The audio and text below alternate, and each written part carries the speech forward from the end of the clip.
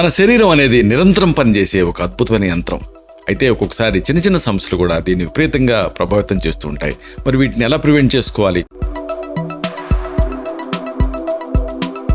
ప్రధానంగా నరాల బలహీనత, ఎముకల పెళుసుదనం ఇలాంటి సమస్యలు కేవలం వృద్ధాప్యానికే పరిమితం అని అనుకుంటూ ఉంటారు. కానీ ఈ రోజులలో యంగ్స్టర్స్లో కూడా ఇవి ఇబ్బంది పెడుతూ ఉన్నాయి. మరి దీన్ని ఎలా అధిగమించాలి? దీనికి కారణాలు ఏమిటి?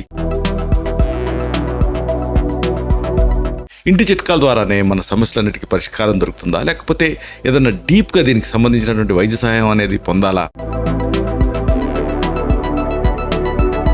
మన వంటింట్లో ఉండే పదార్థాలు, సాంప్రదాయ పద్ధతులు ఆరోగ్యం తాలూకు ఆ విధిని ఎలా కాపాడుతున్నాయి? ఇంకా దీని వెనక దాగున్న రహస్యం ఏమిటి?